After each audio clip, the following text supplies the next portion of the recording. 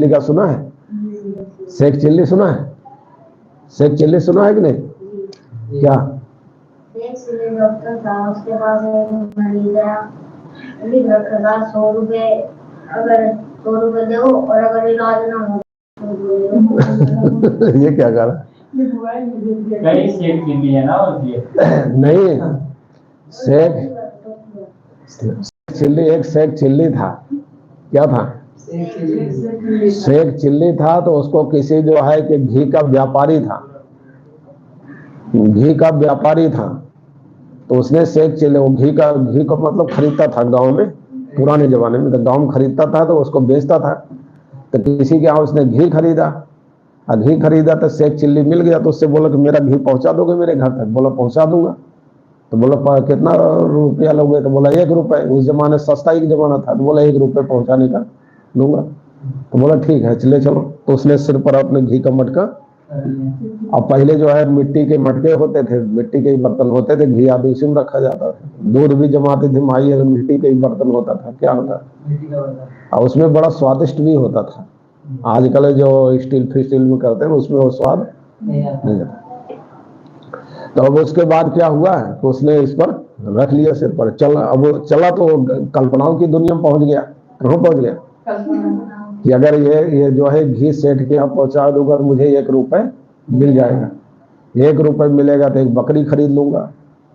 अब धीरे धीरे बकरी 2-4 साल में 2-4 बच्चे देगी तो कई बकरियां हो जाएगी। फिर जो है दूध भी खूब होगा, थोड़ा बहुत दूध बेचूंगा, फिर उसके बच्चों को भी बेचूंगा, फिर और पैसा बढ़ जाएगा, फिर ज्यादा हो जाएगा, और उसके भी बच्चे होंगे तो बहुत बकरी हो जाएंगी। फिर जो है कि ज्यादा पैसा हो जाएगा तो कुछ मकान अच्छा बना लूंगा, फिर मेरे पास धन खूब हो जाएगा। जब धन हो जाएगा तो फिर मेरी शादी भी हो जाएगी। धन हो जाएगा तो क्या हो जाएगा? शादी हो जाएगी तो बाल बच्चे भी होंगे। बच्चे होंगे तो छोटा बेटा थोड़ा ज्यादा बदमाश होता है, जिद्दी होता है ना, वो बात नहीं मानता। और जब वो छोटा बेटा जब नहीं बात मानेगा तो उसको जो है डंडे से मारूंगा, और ऐसा उसको ऐसा लगे जैसे अभी छोटा बेटा बदमाशी करा, मेरी बातें, और डंडा उठाया।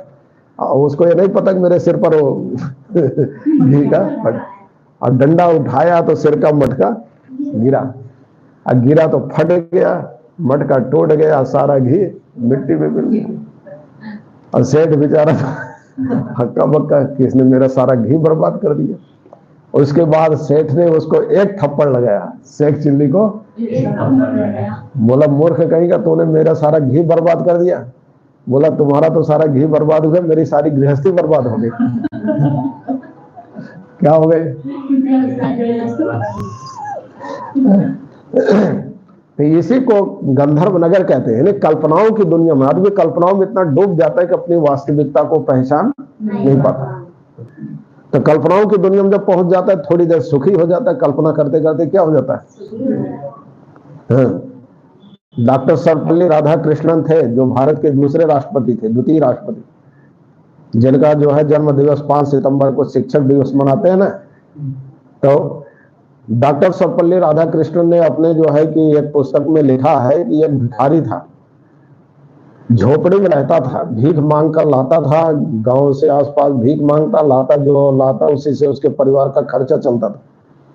लेकिन वो ज्यादा लेटा रहता था, समझे ना। और लेटा रहता तो उसको अच्छे अच्छे स्वप्न दिखाई पड़ते, खूब अच्छी कल्पनाएं करता है कि मैं राजा हूँ, सोने का महल है, ये है वो है, खूब कल्पनाएं करता, खूब अच्छे अच्छे स्वप्न भी आते। तो जब तक सोता तब तक उसको बड़ा आनंद रहता, इसलिए ज्यादा लेटा रहता था, समझे। और उसकी पत्नी बार बार उसे परेशान करती, कहती कि अरे तुम लेटे हो, कुछ करते नहीं हो, बच्चे भूखे हैं, जाओ कुछ मांग कर तो लाओ। जब बहुत कहती तब थोड़ा जाता था, नहीं तो लेटा रहता जब तक सुखी रहता, क्यों कल्पनाओं में रहता कि मैं राजा हूं, ये है वो है, हमारे पास मैं ऐसा आदेश दे रहा हूं। और जब उठता बेचारा कुछ नहीं, झोपड़ी क्या घर में खाने को नहीं, पत्नी भीख मांग के ला, हाँ पत्नी के भीख मांग के ला, बच्चे रो रहे हैं। तो जब बेचारा उठता तो परेशान हो जाता, सबका रोना चिल्लाना, पत्नी की गाली सब सुनकर क्या होता है, दुखी होता। और लेटा रहता था आराम से, जो है खूब अच्छे अच्छे स्वप्न देखता। तो ये जो कल्पनाओं की दुनिया में जो व्यक्ति डूबा रहता है, कल्पनाओं की दुनिया में जाना ही गंधर्व नगर है। क्या है? इसी को कहते हैं